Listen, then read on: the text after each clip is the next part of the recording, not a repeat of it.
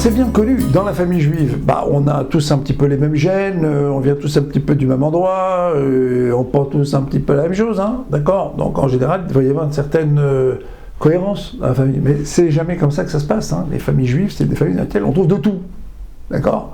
Alors surtout s'il y a plein d'enfants, d'accord? Il y a le grincheux, il y a l'intello, il y a celui qui est ordonné, il y a celui qui est très responsable, il y a le rêveur, la rêveuse, hein, etc. Il y a plein de caractères dans les familles. Finalement, c'est un petit peu comme les Arba Minim. Je voudrais qu'on réfléchisse ensemble aujourd'hui sur les 4 espèces de fruits qu'on va tenir dans nos mains pendant Sukkot et qui symbolisent, et qui en fait, plus que symbolisent, elles expriment l'extraordinaire diversité du peuple juif et la possibilité qui nous est donnée par Hachem de nous rapprocher de lui, quel que soit notre chemin de vie. Le Racha, l'impie, le tzaddik, le juste, et puis les Bénonis, ceux qui sont au milieu, qui agissent plus qu'ils n'étudient, ceux qui étudient plus qu'ils n'agissent. Bref, toutes sortes de postures, toutes sortes de chemins de vie, mais qui en fait, lorsqu'elles sont rassemblées dans la dynamique de Sukkot, permettent de diriger tous ces chemins de vie et toutes ces diversités dans une bonne direction. Mais il y a une allégorie extraordinaire avec la famille juive. Parce que finalement, qu'est-ce qu'il va faire Hachem quand il va nous permettre de construire la famille? C'est vrai, il y a des caractéristiques familiales, mais il y a des enfants qui sont plutôt comme ci, et il y en a qui sont plutôt comme ça. D'accord? Donc qu'est-ce qu'il a fait Hachem en fait? Il nous a fait, entre guillemets, il nous a lancé un défi. Il a dit, vous êtes des parents, je vais vous confronter à une variété de comportements. Voilà ce que je vais faire dans votre famille. Et souvent d'ailleurs, les parents disent, mais qui c'est qui m'a mis ça là? D'où il vient celui-là? C'est pas possible, c'est mon fils, c'est ma fille, c'est moi qui l'ai fait, comment c'est possible? Alors la diversité, c'est le fondement même de la famille juive. Mais finalement, l'allégorie avec les 4 espèces de fruits, c'est que les 4 espèces de fruits, on les réunit. On les réunit et on les dirige dans un certain sens, d'accord? Ok? Alors, qu'est-ce qu'on va faire avec la famille? Alors, il y a plusieurs règles. Vous savez par exemple qu'on ne peut pas accomplir la mitzvah des 4 espèces de fruits, donc d'arba minim en hébreu, avec des fruits volés. On ne peut pas. Oh, c'est bizarre. Pourquoi on ne peut pas avec des fruits volés? On ne peut pas construire une famille, d'accord, avec des enfants volés, avec des idées volées, avec des comportements volés. De quoi il s'agit? Voler un étrog, le cédra, voler un loulav, c'est venir devant Hachem avec un objet qui est une insulte à la loi d'Hachem. Okay? La même chose, éduquer un enfant, mais éduquer un enfant avec le spectacle du vol. L'enfant devient lui-même un enfant volé d'une certaine manière. Il voit des parents qui volent et qui mentent. Il voit que finalement le vol et le mensonge sont des choses qui sont permises. L'enfant, il va être complètement perverti. Alors on ne peut pas prendre les 4 espèces de fruits qui ont été volés. On ne peut pas. C'est pas possible. On ne peut pas construire une famille avec des enfants volés, voleurs. Au sens où, si vous voulez, le spectacle du vol, c'est un spectacle qui, en fait, va complètement pervertir, il faut le savoir, l'éducation des enfants. Ça, c'est la première chose. La deuxième chose, par exemple, on ne peut pas accomplir, on doit accomplir la mitzvah donc des Arba Minim avec des fruits qui sont Meudarim, c'est beau. On doit rechercher le beau. Dans l'accomplissement des mitzvot, on doit chercher des objets qui sont beaux, des beaux tefilin, des beaux Arba Minim, un beau talit, un beau chauffard. On doit avoir des objets qui sont beaux. C'est la même chose. Dans l'éducation des enfants et dans la gestion de la famille, quels que soient les caractères, on doit toujours chercher finalement à avancer avec élégance. Les cris, les hurlements, la colère, qui sont des choses qui font partie de notre lot et finalement de notre travail des midotes. C'est un travail qu'on doit faire et très souvent ça atteint le stade thérapeutique où il faut se faire aider du point de vue thérapeutique. C'est finalement quelque chose de laid.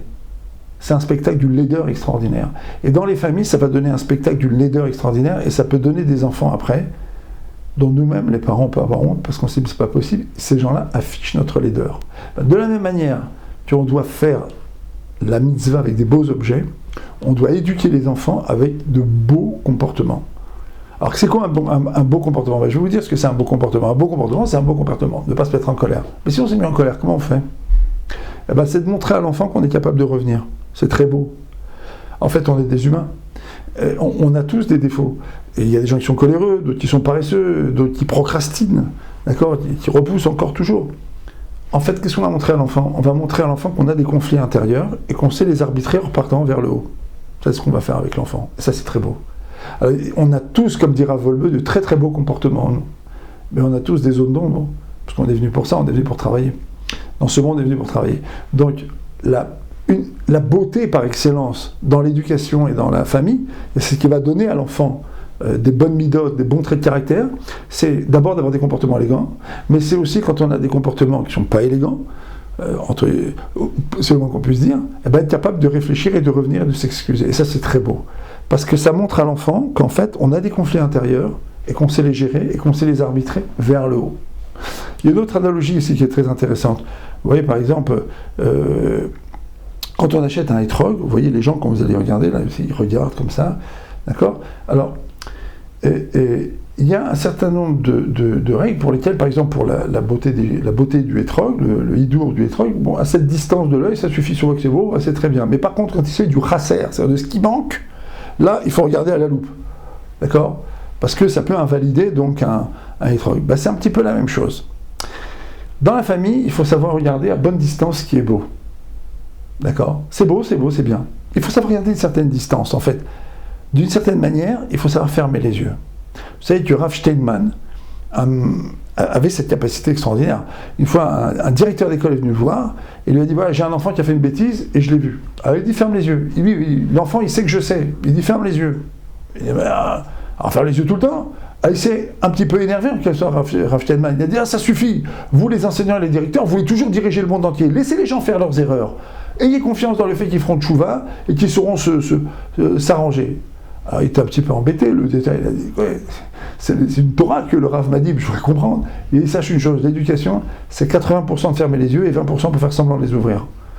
C'est-à-dire, il faut être très attentif. Mais il y a un moment, il faut savoir garder une certaine distance avec les comportements de l'enfant. Par contre, il y a des comportements, là c'est finalement comme le hétrog, c'est quand il manque quelque chose, il faut regarder à la loupe. On voit chez un enfant une tendance qui est franchement très négative. Il faut aller jusqu'où, il faut l'observer. Après, il va falloir l'aider. On ne peut pas l'aider avec des reproches et avec des injures et en le dénigrant, en le rabaissant. Mais il va falloir être très attentif. La Gemara nous le raconte, qu'une mère avait vu son enfant avait une prédisposition comme ça à aller mettre la main dans la poche de l'autre, elle a mis qui passe sur la tête, comme elle raconte la Gemara dans Shabbat, pour qu'il ait la crainte du ciel. Et plus tard, il raconte cet enfant, une fois devenu adulte, il a eu la tentation de voler, il ne l'a pas fait parce que sa mère lui avait mis une kippa sur la tête pour lui apprendre à avoir la crainte de Dieu. Alors en réalité, c'est un petit peu ça dont il s'agit. Il faut à la fois savoir regarder les enfants avec une certaine distance, même le conjoint, c'est la même chose.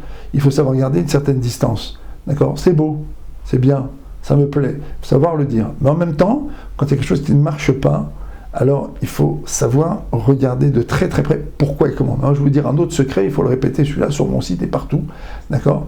C'est que ce qu'on appelle cette règle-là du chasser, il manque quelque chose, il faut commencer par se l'appliquer sur soi-même. La loupe, c'est d'abord sur soi qu'il faut la mettre. Et je vais vous dire plus que ça. Il y a une allusion très intéressante dans le conflit qui va opposer les frères de Yosef avec Yosef. À un moment donné, dans la paracha de Vaïgash, la section hebdomadaire de Vaïgash qui se trouve à la fin de Bereshit, à la fin de la Genèse, on voit que Vaïgash est la Yehuda. Yehuda s'approche de Yosef et là, il est dans une posture d'affrontement. Mais il commence avec des mots qui sont très intéressants. Vaïgash et la Yehuda, Vaïomer, Bi Adoni. Il s'approche et il dit Bi Adoni. En moi, sous-entendu quoi, on ne sait pas, mon Seigneur. Et beaucoup de Baal et Moussa disent la chose suivante. Quand il s'est approché de Yosef, il a dit « Le problème est en moi. Dieu a des comptes à régler avec moi et c'est pour ça qu'on est dans cette situation aujourd'hui où toi tu veux nous mettre en prison. » Vous connaissez l'histoire, en tout cas je vous renvoie à l'histoire de la fin de l'histoire donc de Yosef et ses frères. À partir du moment où il a reconnu que le problème était en lui, il a arrêté d'accuser qui que ce soit, y compris le vice-gouverneur d'Égypte qui était devant lui. Béadoni, il a reconnu que le problème était chez lui. Le conflit a commencé à se résoudre. Et petit à petit, les choses vont s'arranger. Et ça, c'est tout à fait fondamental. D'accord ? Cette capacité à regarder ce qui manque, il faut commencer par se l'appliquer à soi. Ça, c'est fondamental. Bon. Autre règle également qui est très intéressante, d'accord ? C'est que si vous jouez à du jonglage avec les arba minimes, ça marche pas. Si vous êtes à la synagogue, et puis hop, balancez le truc, et puis vous prenez les hadas, les branches comme ça, vous les balancez, comme ça, vous les prenez à tour de rôle et tout, une dans la bouche, une sur la tête en équilibre comme ça, et puis vous dites, ah voilà, mais j'ai pris la main. Non, pas du tout, ça marche pas. Il faut les prendre avec vos mains, comme ça, et les réunir. Ça, c'est un enjeu, d'accord ? Savoir réunir, savoir fédérer.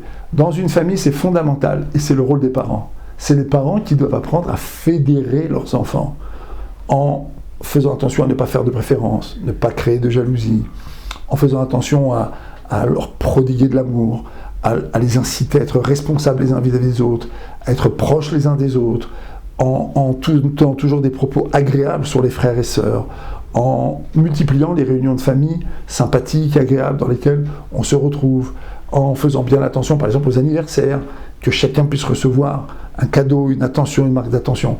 Quand les parents fédèrent les enfants, leur apprennent à s'approcher, à être les uns avec les autres, à regarder finalement le bien l'un de l'autre, et bien finalement, qu'est-ce qui se passe? La famille se réunit petit à petit, et c'est un peu comme les arba minim, d'accord?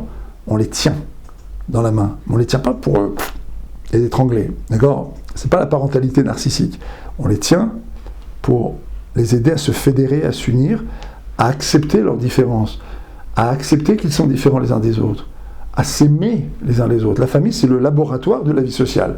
Donc quand on apprend aux enfants à s'aimer, à s'accepter, malgré leurs différences, on est de la même famille, mais on a quand même des différences, d'accord? On les aide à apprendre à vivre ensemble, c'est un laboratoire donc, de vie sociale. Voilà, mes amis, toutes les analogies, je pense qu'on peut dresser entre les arba minim, d'accord, les 4 espèces de fruits, et la famille, et d'une certaine manière, la paix familiale. Le but de Sukkot, je vous le rappelle, à l'époque de Sukkot, où on avait le temple, et bientôt ça reviendra, on offrait un sacrifice pour les 70 nations du monde. Dans le temple avait été construit par Shlomo Ameler, Meler Sheosea Shalom, qui fait le shalom entre l'espèce humaine, entre son peuple, et aussi Akadosh Baruch Hu. Shalom, c'est un des noms de Dieu. Or, dans le shalom, la principale capacité, c'est d'abord à accepter des différences et à faire que, malgré tout, on se rapproche. Malgré les différences, on arrive à former une shlemut. Et ce que les arba minim viennent nous apprendre, ce que les 4 espèces viennent nous apprendre, c'est pas malgré les différences, c'est justement grâce à ces différences. Mais ça suppose un certain travail. Ce travail dans la famille, c'est les parents qui doivent d'abord l'initier pour permettre après aux enfants donc, de vivre ensemble les uns avec les autres. Rappelez-vous bien ce que je dis dans un autre cours, que la Torah dit Lotisne et achicha bilvavecha, tu n'haïras pas ton frère dans ton cœur. Pourquoi ton frère? Pourquoi pas ton prochain? Pourquoi d'un seul coup ton frère? C'est pour nous rappeler que dans les bagarres de famille, on n'est jamais très très loin de la haine et que c'est extrêmement dangereux et que c'est là que les haines les plus violentes peuvent se développer. Donc attention, c'est le rôle des parents. Pensez bien à cette analogie des arba minim et pensez à fédérer pour fabriquer donc de l'affection, de l'amour et du rapprochement. Voilà, à très bientôt. Chag Sameach.